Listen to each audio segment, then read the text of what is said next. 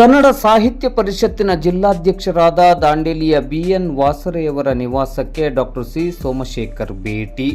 ಪರಿಷತ್ತನ್ನು ಇನ್ನಷ್ಟು ಸದೃಢಗೊಳಿಸುವ ಉದ್ದೇಶದಿಂದ ಸ್ಪರ್ಧಿಸುತ್ತಿದ್ದೇನೆ. Doctor C Somashekhar. ಕನ್ನಡ ಸಾಹಿತ್ಯ ಪರಿಷತ್ತಿನ ಮುಂಬರುವ ಚುನಾವಣೆಯಲ್ಲಿ ರಾಜ್ಯಾಧ್ಯಕ್ಷ ಸ್ಥಾನಕ್ಕೆ ಸ್ಪರ್ಧಿಸುವ ಆಕಾಂಕ್ಷೆಯನ್ನು ಹೊಂದಿರುವ ನಿವೃತ್ತ ಜಿಲ್ಲಾಧಿಕಾರಿ ಡಾಕ್ಟರ್ ಸಿ ಸೋಮಶೇಖರ್ ಅವರು ಉತ್ತರ ಕನ್ನಡ ಜಿಲ್ಲಾ ಕನ್ನಡ ಸಾಹಿತ್ಯ ಪರಿಷತ್ತಿನ ಅಧ್ಯಕ್ಷರಾದ ದಾಂಡೇಲಿಯ BN ವಾಸರೆಯವರ ನಿವಾಸಕ್ಕೆ ಇಂದು ಸೋಮವಾರ ಸಂಜೆ 4:30 ಗಂಟೆ ಸುಮಾರಿಗೆ ಭೇಟಿ ನೀಡಿ ಸೌಹಾರ್ದ ಮಾತುಕತೆಯನ್ನು ನಡೆಸಿದರು. ಈ ಸಂದರ್ಭದಲ್ಲಿ ತಮ್ಮ ವೃತ್ತಿ ಬದುಕು, ಕನ್ನಡದ ಸೇವೆ ಹಾಗೂ ನಾಡು ನುಡಿಗಾಗಿ ತಾವು ನೀಡಿದ ಕೊಡುಗೆಗಳ ಕುರಿತು ಮಾತನಾಡಿದ ಡಾಕ್ಟರ್ ಸಿ ಸೋಮಶೇಖರ್ ಅವರು, ಕನ್ನಡದ ಬಗ್ಗೆ ಕಾಳಜಿ ಇರುವವರಿಗೆ, ಸಂಸ್ಕೃತಿಯ ಬಗ್ಗೆ ಅರಿವು ಇರುವವರಿಗೆ ಮಾನವೀಯತೆ ರಕ್ತದಲ್ಲಿಯೇ ಇರುತ್ತದೆ. ನನ್ನ ಸರಕಾರಿ ಸೇವೆಯ ಅವಧಿಯಲ್ಲಿ ಕನ್ನಡಕ್ಕೆ ಸಂಬಂಧಿಸಿದ ಹಲವು ಇಲಾಖೆಗಳಲ್ಲಿ ಹಾಗೂ ಗಡಿ ಅಭಿವೃದ್ಧಿ ಪ್ರಾಧಿಕಾರದಲ್ಲಿ ಕಾರ್ಯನಿರ್ವಹಿಸಿದ್ದೇನೆ. ನಾಡು ನುಡಿ ಮತ್ತು ಸಂಸ್ಕೃತಿಗಾಗಿ ಸಾಕಷ್ಟು ಕೆಲಸ ಮಾಡಿದ್ದೇನೆ ಎಂದರು. ಕನ್ನಡ ಸಾಹಿತ್ಯ ಪರಿಷತ್ತು ನಾಡಿನ ಪ್ರಾತಿನಿಧಿಕ ಸಂಸ್ಥೆಯಾಗಿದ್ದು ಹಲವು ಮಹನೀಯರು ಇದರ ಅಧ್ಯಕ್ಷರಾಗಿ ಉತ್ತಮ ಕಾರ್ಯಗಳನ್ನು ಮಾಡಿದ್ದಾರೆ. ಪರಿಷತ್ತು ಯಾರ ಸ್ವತ್ತಲ್ಲ, ಇಲ್ಲಿ ಸರ್ವಾಧಿಕಾರವೂ ಸಲ್ಲ.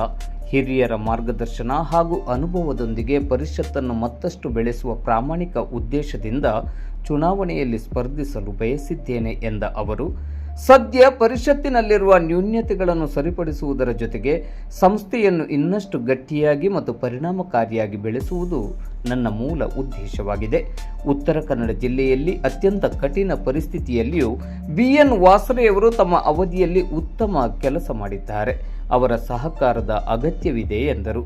ಈ ಸಂದರ್ಭದಲ್ಲಿ ಉತ್ತರ ಕನ್ನಡ ಜಿಲ್ಲಾ ಕನ್ನಡ ಸಾಹಿತ್ಯ ಪರಿಷತ್ತಿನ ಅಧ್ಯಕ್ಷರಾದ BN ವಾಸರೆಯವರು ಡಾಕ್ಟರ್ ಸಿ ಸೋಮಶೇಖರ್ ಅವರನ್ನು ಸನ್ಮಾನಿಸಿ ಗೌರವಿಸಿದರು. ಡಾಕ್ಟರ್ ಸೋಮಶೇಖರ್ ಅವರು BN ವಾಸರೆಯವರನ್ನು ಸನ್ಮಾನಿಸಿ ತಮ್ಮ ಅಭಿನಂದನಾ ಗ್ರಂಥ ಮುತ್ತಿನ ಹಾರ ಕೃತಿಯನ್ನು ಸಮರ್ಪಿಸಿದರು. ಇದೇ ಸಂದರ್ಭದಲ್ಲಿ ಸಾಂದರ್ಭಿಕವಾಗಿ ಮಾತನಾಡಿದ BN ವಾಸರೆ ಅವರು, ಡಾಕ್ಟರ್ ಸೋಮಶೇಖರ್ ಅವರು ನಮ್ಮ ಮನೆಗೆ ಭೇಟಿ ನೀಡಿರುವುದು ಸಂತಸ ತಂದಿದೆ.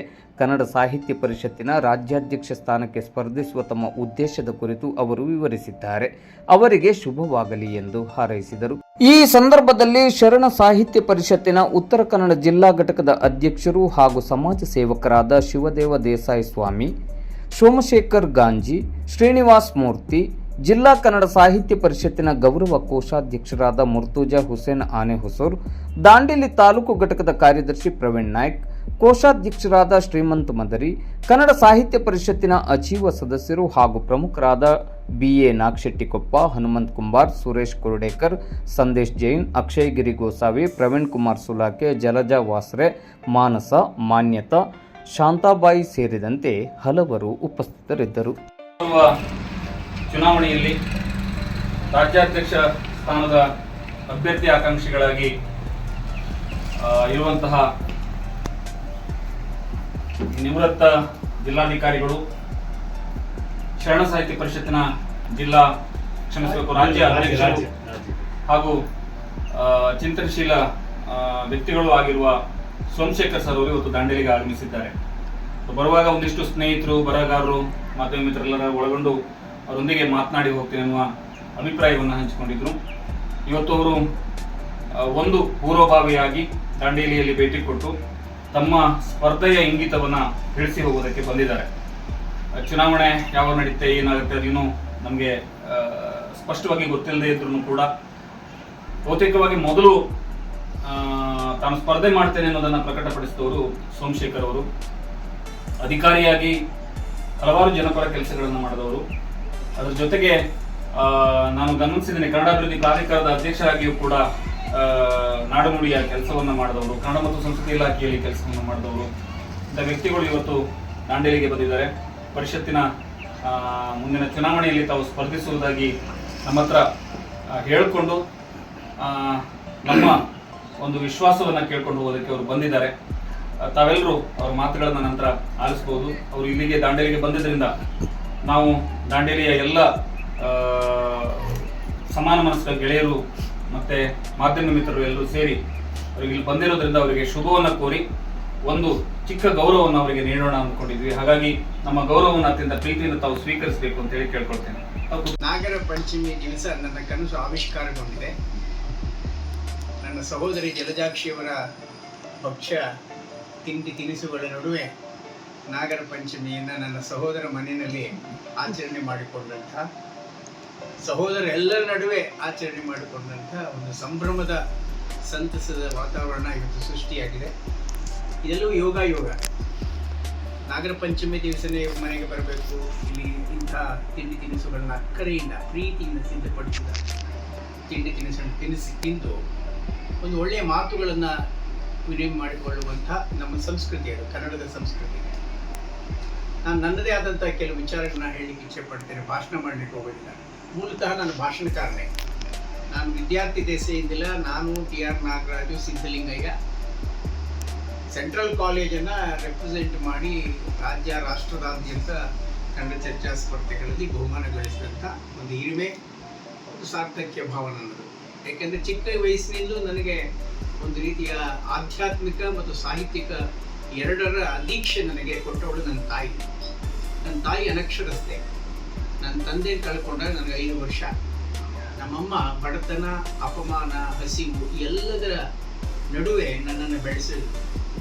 ಆಕೆಗೆ ಅಕ್ಷರಜ್ಞಾನ ಇಲ್ಲದೇ ಇದ್ದರಿಂದ ನಾನೇನಾಗಬೇಕು ಅನ್ನುವ ಕನಸೇ ಇರಲಿಲ್ಲ ಆಕೆಗೆ.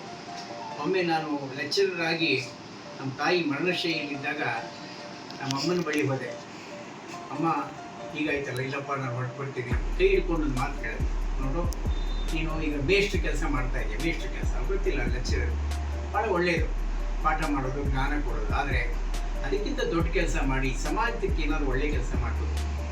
ಜೀಪ್ ಬರುತ್ತಲ್ಲ, ಆ ಜೀಪ್ ಬರೋ ಕೆಲಸಕ್ಕೆ ಹೋಗೋದು ನೀನು ಅಂದರೆ ಆಕೆಗೆ ಗೊತ್ತಿಲ್ಲ. ತಸ್ನಾರ ಬೇಕು, ಇಲ್ಲಮ್ಮ ಆಯಿತು ನಿನ್ನ ಆಶೀರ್ವಾದ ಅಂತೇಳಿ ಅದನ್ನು ಸಂಕಲ್ಪ ತೊಟ್ಟಂಥವನು.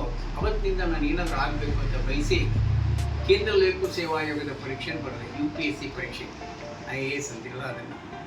ಎಲ್ಲ ಪತ್ರಿಕೆಗಳನ್ನು ಕನ್ನಡದಲ್ಲೇ ಬರೆದು ಪ್ರಥಮ ದರ್ಜೆಯ ಸೇವೆಗೆ ಇಡೀ ಕರ್ನಾಟಕದಲ್ಲಿ ಆಯ್ಕೆಯಾದ ಪ್ರಥಮ ವ್ಯಕ್ತಿ ನಾನು. ಇದನ್ನು ಹೆಮ್ಮೆಯಿಂದ ಹೇಳಿಕೊಳ್ಳಿಕ್ಕೆ ಇಚ್ಛೆ ಪಡ್ತೇನೆ. IAS ಆಗಲಿಲ್ಲ, ಅಸಿಸ್ಟೆಂಟ್ ಕಲೆಕ್ಟರ್ ಕಸ್ಟಮ್ಸ್ ಅಂತ ಆಯಿತು. ಖಾದ್ರಿ ಶಾಮಣ್ಣವರು ಸಂಪಾದಕೀಯನೇ ಬರೆದರು ಕನ್ನಡಪ್ರಭದಲ್ಲಿ ಅಂದಿನ ದಿನಗಳಲ್ಲಿ 80-81ರಲ್ಲಿ. ಅಷ್ಟು ಹೊತ್ತಿಗೆ ನಾನು ಬೆಂಗಳೂರು ಕರ್ನಾಟಕದಲ್ಲಿ ಆಡಳಿತ ಸೇವೆಯಲ್ಲಿ ಅಸಿಸ್ಟೆಂಟ್ ಕಮಿಷನರ್ ಆಗಿ ಆಯ್ಕೆಯಾಗಿದೆ. ಒಳ್ಳೆ ಶ್ರೇಣಿಯ ಅಂಕಗಳನ್ನು ತೆಗೆದುಕೊಂಡು, ಯಾವುದೇ ವರ್ಷೀಲಿ ಇಲ್ಲದೆ ನಾನು ನಿಲ್ಲಬೇಕು ಅಂತ ನನ್ನ ಆಸೆ ಇತ್ತು. ಆ ಸಂದರ್ಭದಲ್ಲಿ ಗಡಿ ಪ್ರಾಧಿಕಾರ ಅಧ್ಯಕ್ಷ ಆದ ಅಲ್ಲಿ ಒಳ್ಳೆ ಕೆಲಸ ಮಾಡ್ಬೋದು. ಎಂಥ ಒಳ್ಳೆ ಕೆಲಸ ಮಾಡಿದ್ರು ಸೂಕ್ಷ್ಮವಾಗಿ ಹೇಳ್ತೇನೆ, ಹೋಗ್ಲಿಕ್ಕೆಲ್ಲ. ಒಂದು ಗಡಿನಾಡು ಪ್ರಾಧಿಕಾರ ಅಂದರೆ ಅವ್ರು ಏನು ಮಾಡೋರು, ಯಾವುದೋ ರಸ್ತೆ ಗಿಸ್ತೆಗಿಲ್ಲ, ಜಾಗ ಕೊಡೋದು, ಹಣ ಕೊಡೋದು. ನಾನು ಶಿಕ್ಷಣ ಮತ್ತು ಸಂಸ್ಕೃತಿ ಎರಡನ್ನ ಮುಖ್ಯವಾಗಿ ಆಶಯವಾಗಿ ಇಟ್ಕೊಂಡು ಎಲ್ಲ ಗಡಿ ಭಾಗದ ಶಾಲೆಗಳಿಗೆ ನಿರ್ಮಾಣ, ಪುನರ್ನಿರ್ಮಾಣ, ಪುನಶ್ಚೇತನಕ್ಕೆ, ಪುನರುಜ್ಜೀವನಕ್ಕೆ ಹಣ ಕೊಟ್ಟೆ.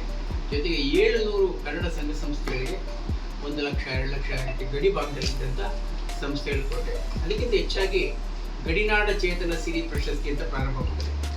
ಇದೆಲ್ಲ ಕಲ್ಪನೆಗಳು. ಯಾಕೆ ಒಬ್ಬ ಆಡಳಿತ ನಡೆಸೋರು ಯಾತಕ್ಕೆ ಬರಬೇಕು ಸಾಹಿತ್ಯದ ವಲಯಕ್ಕೆ ಅಂದರೆ ಅವ್ರಿಗೆ ಹೆಚ್ಚಿನ ಕನಸುಗಳಿರುತ್ತೆ ಮತ್ತು ಪ್ರಾಯೋಗಿಕ ಚಿಂತನೆಗಳಿರುತ್ತೆ, ಜನಪರವಾದ ಆಲೋಚನೆಗಳಿರುತ್ತೆ. ಭಾಳಷ್ಟು ಜನ ಅಧಿಕಾರಿಗಳಿಗೆ ಯಾಕಬೇಕು ಸಾಹಿತ್ಯ, ಅಧಿಕಾರಿಗಳಿಗೆ ಯಾಕಬೇಕು ಸಾಹಿತ್ಯ ಪರಿಷತ್ತು ಅನ್ನೋ ಒಂದು ಕೂಗಿದೆ.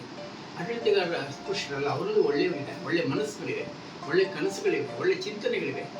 ಯಾಕೆಂದರೆ ನಮ್ಮ ಸಿದ್ಧೇ ಪುರಾಣಿಕ್ ತಗೊಳ್ಳಿ, HL ನಾಗೇಗೌಡರು ತಗೊಳ್ಳಿ, ನವರತ್ನ ರಾಮರಾಯ್ ತಗೊಳ್ಳಿ, ಮಾಸ್ತಿ ವೆಂಕಟೇಶಯ್ಯನವರು, ನಾಲ್ವಡಿ ಕೃಷ್ಣರಾಜ ಒಡೆಯರು ಆಡಳಿತಗಾರರಾಗಿ ಪರಿಷತ್ ಕಟ್ಟಿದವರು, ಸರ್ ವಿಶ್ವೇಶ್ವರಯ್ಯ ಕಟ್ಟಿದವರು, ಮಿರ್ಜಾ ಇಸ್ಮಾಯಿಲ್ ಕಟ್ಟಿದವರು, ನಂಜುಂಡಯ್ಯನವರು ನ್ಯಾಯಮೂರ್ತಿಗಳಾಗಿದ್ದರು, ಪ್ರಥಮ ಸಮ್ಮೇಳನದ ಅಧ್ಯಕ್ಷರಾಗಿದ್ದರು. ಈ ಹಿನ್ನೆಲೆ ಯಾಕೆ ನಿಲ್ಲಬಾರದು ಅನ್ನುವ ಒಂದು ಆಸೆ ಮೇಲೆ ನಿಂತಿರ್ತಕ್ಕಂಥ ಗಡಿನಾಡ ಚೇತನ ಪ್ರಶಸ್ತಿ ಅಂತ ಪ್ರಾರಂಭ ಮಾಡಿ. ಯಾರ ಹೆಸರು ನಾನು ಮಾಡಿದೆ, ಬೆಂಕಿ ಬಿದ್ದಿದೆ ಮನೆಗೆ ಓ ಬನ್ನಿ ಸೋದರರೇ ಬೇಗ ಬನ್ನಿ ಅಂತ ಆಕ್ರೋಶ ವ್ಯಕ್ತಪಡಿಸಿದಂಥ ಕೈಯಾರ ಕಿಣ್ಣಿನರೇ ಕಾಸರಗೋಡು ನಮ್ಮ ಕನ್ನಡಕ್ಕೆ ಬರಬೇಕು.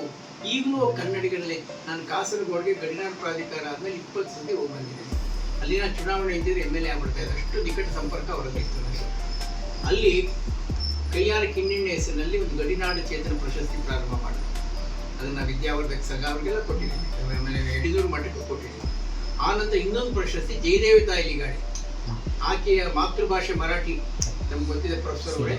ಅವರು ಮದುವೆ ಆದ ಮೇಲೆ ಕನ್ನಡ ಕಲಿತು ಕನ್ನಡ ಸೇವೆ ಹೇಗೆ ಸೇವೆ ಮಾಡಿದ್ರು. ಕನ್ನಡ ಸೇವೆ ಅಂತಂದರೆ ದೊಡ್ಡ ಅರಮನೆ ಹಾಕಿದ್ರು, ದೊಡ್ಡ ಅರಮನೆ, ಭಾಳ ಆಕೆ ಅಕ್ಕಲ್ಕೋಟೆ ಕನ್ನಡ ಕಲಿತು ಸಿದ್ದರಾಮ ಮಹಾಕಾವ್ಯ ಬರೆದು, ಮಹಾಕಾವ್ಯ ಅದು. ಆಮೇಲೆ ಮಂಡ್ಯದಲ್ಲಿ ಅಖಿಲ ಭಾರತ ಕನ್ನಡ ಸಾಹಿತ್ಯ ಸಮ್ಮೇಳನ ಅಧ್ಯಕ್ಷರಾಗಿದ್ದರು ಸುಮಾರು 40-45 ವರ್ಷ, 72-73ರಲ್ಲಿ. ಅವರು ಆ ಸಂದರ್ಭದಲ್ಲಿ ಬ್ರಿಟಿಷ್ ಸರ್ಕಾರದವರು ನಮಗೆ ಕನ್ನಡ ಕಲಿಸ್ಲಿಕ್ಕೆ ಶಿಕ್ಷಕರನ್ನ ನೇಮಕ ಮಾಡೋಕ್ಕೆ ಆಗೋದಿಲ್ಲ ಅಂದಾಗ ತನ್ನ ಸ್ವಂತ ದುಡ್ಡಿನಿಂದ 400 ಕನ್ನಡ ಶಿಕ್ಷಕರನ್ನ ನೇಮಿಸಿದ ಕನ್ನಡದ ತಾಯಿಯಾಗಿ ಆ ಕೇಸನ್ನು ಪ್ರಶಸ್ತಿ ಕೊಟ್ಟರು. ಮತ್ತೊಂದು ಭಾಲ್ಕಿ ಮಠ ಅಂತ ಕೇಳಿರ್ಬೇಕು ನೀವು. ಈ ಭಾಲ್ಕಿ ಮಠ ಕನ್ನಡದ ಮಠ. ಹೇಗೆ ಅಂದರೆ ನಿಜಾಮರ ಕಾಲದಲ್ಲಿ ಹೊರಗಡೆ ಉರ್ದು ಫಲಕವನ್ನು ಹಾಕಿ ಒಳಗಡೆ ಕನ್ನಡ ಕಲಿಸಿದ ಮಠ. ಅವರ ಹೆಸರು 3 ಹೆಸರಿನಲ್ಲಿ ಪ್ರಶಸ್ತಿ ಪ್ರಾರಂಭ ಮಾಡಿ 1 ಲಕ್ಷ ರೂಪಾಯಿಯ ಒಂದು ನಗದು ಬಹುಮಾನ ಪ್ರಶಸ್ತಿ ಫಲಕ ಕೊಡ್ತಕ್ಕಂಥ ಇದೆಲ್ಲ ಕಲ್ಪನೆಗಳು. ಆ ನಂತರ ಏನು ಮಾಡಿದೆ, ಅಕ್ಕಲಕೋಟೆ ಅಲ್ಲಿ 2 ಕೋಟಿ ಕೊಟ್ಟಿದ್ದೀನಿ ನಾನು. ಗಡಿನಾಡು ಸರ್ಕಾರದ ಹಣ ಇರ್ಬೋದು, ಆದರೆ ಯಾವುದು ಕೊಡಬೇಕು, ಆದ್ಯತೆ ಯಾವ್ದು ಬೇಕು ನನಗೆ. ಕನ್ನಡ ಭವನಕ್ಕೆ 2 ಕೋಟಿ ಕೊಟ್ಟು ಇವತ್ತು ಅಕ್ಕಲಕೋಟೆಯಲ್ಲಿ ಕನ್ನಡಿಗರ ಗಡಿಭಾಗದ ಕನ್ನಡಿಗರ ಅಸ್ಮಿತೆಯ ಸಂಕೇತವಾಗಿ ಭವನ ನಿರ್ಮಾಣ ಆಗಿದೆ. ಕಾಸರಗೋಡಿನಲ್ಲಿ 2 ಕೋಟಿ ಕೊಟ್ಟು ಕಾಸರಗೋಡಲ್ಲಿ ಕೈಗಾರಿಕೆ ನಿರ್ಮಾಣ ಆಗಿದೆ. ಗೋವಾಗೆ 2 ಕೋಟಿ ಕೊಟ್ಟಿದ್ದೀನಿ. ಅಲ್ಲಿನ ಮುಖ್ಯಮಂತ್ರಿಗಳು ನಿವೇಶನ ಕೊಡಲಿಲ್ಲ, ಇವರಿಬ್ಬರು ಕೊಟ್ಟರು, ಅವ್ರು ಕೊಡಲಿಲ್ಲ. ಆಮೇಲೆ ಅದನ್ನು ಕೊಂಡುಕೊಂಡು ಈಗ ಅಲ್ಲಿ ನಿರ್ಮಾಣದ ಪ್ರಕ್ರಿಯೆ ಪ್ರಾರಂಭ ಆಗಿದೆ. ಬೀದರ್ನಲ್ಲಿ ಕನ್ನಡ ಭವನ ನಿಂತು ಹೋಗಿತ್ತು, 2 ಕೋಟಿ ಕೊಟ್ಟಿದ್ದೀನಿ ಕನ್ನಡ ಭವನ, ಸಾಹಿತ್ಯ ಪರಿಷತ್ತಿನ ಭವನ. ಆಮೇಲೆ ತುಮಕೂರು ಜಿಲ್ಲಾಧಿಕಾರಿಯಾಗಿದ್ದಾಗ ಸಾಹಿತ್ಯ ಪರಿಷತ್ಗೆ ಜಾಗನೂ ಕೊಟ್ಟೆ, ನಾನು ಹಣನೂ ಕೊಟ್ಟೆ. ನಾನೇನು ಅವಾಗ ಸಾಹಿತ್ಯ ಬಂದು ನಿಲ್ತೀನಿ ಅಂತ ಗೊತ್ತಿರಲಿಲ್ಲ. ಹಾಗೆ ಧಾರವಾಡದಲ್ಲಿ ಅಸಿಸ್ಟೆಂಟ್ ಕಮಿಷನರ್ ಅರ್ಧ ಎಕರೆ ಜಮೀನು ಕನ್ನಡ ಸಾಹಿತ್ಯ ಪರಿಷತ್ತಿಗೆ ಕೊಟ್ಟೆ. ಆಮೇಲೆ ಕೊಂಕಣಿ ಅಕಾಡೆಮಿ, ತುಳು ಅಕಾಡೆಮಿ, ಹೀಗೆ ಆಮೇಲೆ ನಮ್ಮ ಕೊಡಗಿ ವ್ಯಕ್ತಿಯನ್ನು ಕಡತವಾಗಿ ಕಾಣಬೇಡ, ಕಡತದಲ್ಲಿ ವ್ಯಕ್ತಿಯನ್ನು ಕಾಣು. ಒಂದು ದೇಹ ವಾಕ್ಯ. 2ನೇದು ಸಂಸ್ಕೃತಿ ಮತ್ತು ಪ್ರಗತಿ, ಒಂದು ನಾಡಿನ 2 ಮುಖ. 3ನೇದು ಅಲರ್ಜಿ ಅಲ್ಲ ಅದೇನು. ಈ ಹಿನ್ನೆಲೆಯಲ್ಲಿ ಸಾಹಿತ್ಯ ಪರಿಷತ್ ಏನಾದರೂ ಮಾಡಬೇಕು ಅನ್ನೋ ಹಂಬಲ ಅಲ್ಲ, ಅಧಿಕಾರದ ಆಸೆ ಇಲ್ಲ. ಅಧಿಕಾರವನ್ನೇ ನಾನು ಸೇವೆ ಅಂತ ಭಾವಿಸ್ತವನು. ಇದು ಸೇವೆ ಮಾಡೋ ಮುಂದೆ ಯಾರೋ ಕೆಟ್ಟ ಜನ ಬಂದು ಆ ಸಂಸ್ಥೆಗೆ ಬಹಳ ಕೆಟ್ಟ ಹೆಸರು ತಂದಿದ್ದಾರೆ. ಎಲ್ಲ ಕನ್ನಡಿಗರ ನೋವಿನ ಸ್ಥಿತಿ. ನಾನು ಓದು ಕಡೆಯವರೆಲ್ಲ ಅದೇ ಹೇಳ್ತಾರೆ, ಸರ್ ನೀವು ಬಂದರೆ ಭಾಳ ಸರಿಪಡಿಸೋದಿದೆ, ಭಾಳ ಶುದ್ಧೀಕರಣ ಮಾಡೋದಿದೆ. ಪ್ರಯತ್ನ ಪಟ್ಟು ಖಂಡಿತ ಹಳೆಯ ಎಲ್ಲ ಅವಘಡಗಳು, ಆಘಾತಗಳನ್ನು ನಿವಾರಿಸಿ ಒಂದು ಆ ತಾಯಿ ಭುವನೇಶ್ವರಿ ದೇವಿಯ ತಾಯಿ ಭಾಳ ನೆಮ್ಮದಿಯಿಂದ ಇರುವ ಹಾಗೆ ಪರಿಷತ್ತಿಗೆ ಯಾವುದೇ ಸಾಮಾನ್ಯ ವ್ಯಕ್ತಿ ಇದು ನನ್ನ ಪರಿಷತ್ತು ಅಂತ ಹೆಮ್ಮೆಯಿಂದ ಬರೋ ರೀತಿ ಮಾಡಬೇಕು ಅಂತ ಆಸೆ ಇದೆ. ನಿಮ್ಮೆಲ್ಲರ ಸಹಕಾರ ಬೇಕು, ವಿಶೇಷ ವಾಸೆಯವರ ಪ್ರೀತಿ ಬೇಕು, ಜಲಜಾಕ್ಷಿಯವರ ಸ್ನೇಹದ ನಮಸ್ಕಾರ. Thank you.